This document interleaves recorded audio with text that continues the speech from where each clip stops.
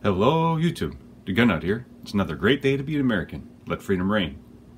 So today I'm going to do a video on how these loads with 50 grain Hornady VMAX bullets and Reloader 15 powder for some and Varget for others shot in my 22-250. I've had good success with Reloader 15 and the 50 grain VMAX bullets, and I decided I wanted to try Varget as another alternative. Reloader 15, the statistics from a standard deviation standpoint weren't quite where I want them, plus I'm worried about temperature effects on the Reloader 15 powder. So that's another reason for going with Varget. It's supposed to be a little bit more temperature insensitive. So today's loads, we loaded up Varget starting at 34.5 grains up to 35.5 grains, just 3 load levels. So 34.5, 35, and 35.5. And with Reloader 15, also 3 load levels, 34.5, 35, and 35.3. One of the reasons I want to develop a good load with these 50 grain VMAX bullets is they seem to be pretty reasonably priced. I bought this box of 250, I think for just a little over $30. So let's go ahead and head out to range and see how these shoot. So we're testing some hand loads in 22-250. 50 grain VMAX with Varget and 50 grain VMAX with Reloader 15. Starting with the Varget, working up from 34.5 to 35.5, with Reloader 13 from 34.5 to 35.3.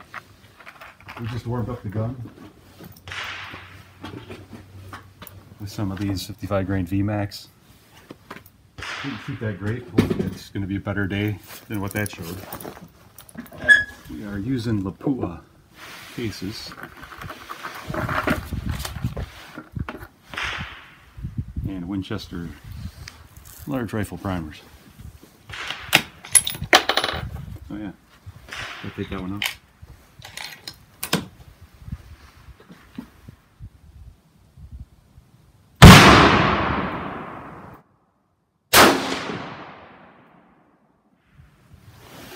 I forgot to turn on the chronograph. Oh, we're going to be down at least one. Damn it.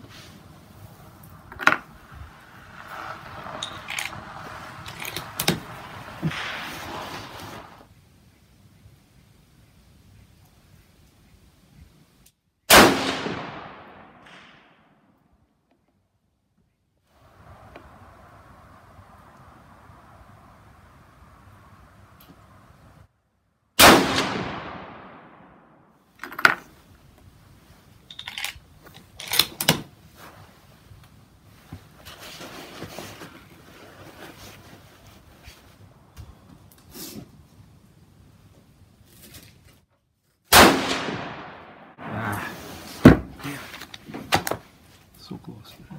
It's fine. No.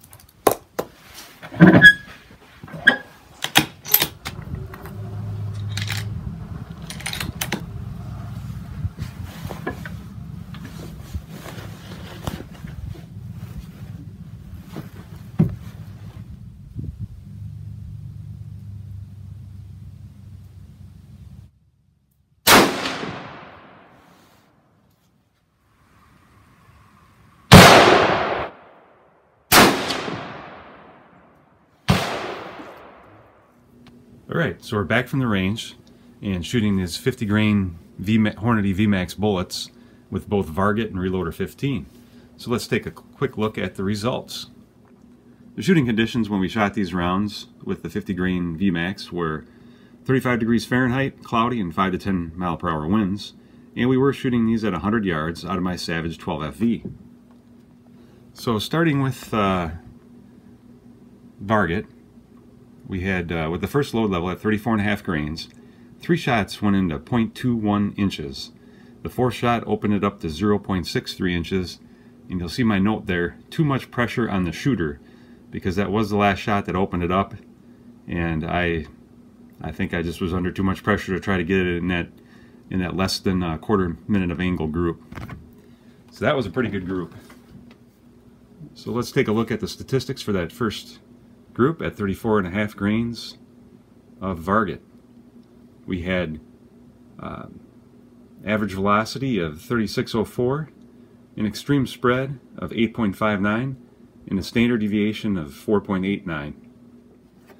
Let's take a look at the 35 grain results. We had 4 shots going to 1.07 inches, so that definitely opened up a bit. And we had an average velocity of 36.47, extreme spread of 14.26, and a standard deviation of 6.55. So extreme spread and standard deviation also opened up. And then the last load level of Varget at 35.5 grains, we had 4 shots going to 0.79 inches. Still not nearly as pretty as that first one. And with 35.5 grains, we had an average velocity of 36.94, so again about another 50 feet per second increase. An extreme spread of 29.40 and a standard deviation of 13.56. So out of the Varget load levels, looks like 34.5 was the winner. Moving on to Reloader 15.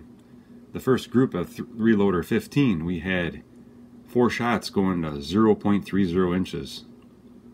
So that was also a very good group. So with Reloader 15 at 34.5 grains, we had average velocity of 35.49, extreme spread of 26, and a standard deviation of 11.87. So our statistics on our Varget were better. 60 feet per second faster, much lower extreme spread and standard deviation. Moving on up to 35 grains of Reloader 15, we had 4 shots going to 0.84 inches. Our statistics at 35 grains, we had average velocity of 35.12, so it actually went down. Extreme spread of 39.61 and standard deviation of 18.65. However, I should note that I did have to switch powder lots when I was loading, as I used up a canister of powder. So we see that these 2 first shots were actually with the new powder lot, but they weren't a whole lot different than the other 2. But it is interesting that velocity went down. I really don't understand that. And then at 35.3 grains, we saw the group tighten up. And 4 shots went into 0.73 inches with 3 of them there really tight together. And I did not get any corona data. I had all airs, so it was starting to get a little dark, and I really like the way that 34.5 grain level of Varget looked, both from a group size and the statistics. So I think that's where I'm going to explore a little bit more. I think we may load up some more at with 34.5 grains of Varget, and maybe shoot a couple of groups out of that. So we'll take a quick look at our brass here. We have the Varget rounds here on the left. I don't see anything to get excited about. Reloader 15 rounds here on the right. Again, I don't see any signs of pressure there. So we're definitely seeing some promising results with Varget and Reloader 15. But statistically, it looks like the Varget might be the way to go. I'd be interested in knowing how 50 grain VMAX bullets work for you guys in your 22-250s with Varget, Reloader 15, and any other powders you might be using. I hope you guys enjoyed this video. If you did, please like and subscribe. You guys be safe out there.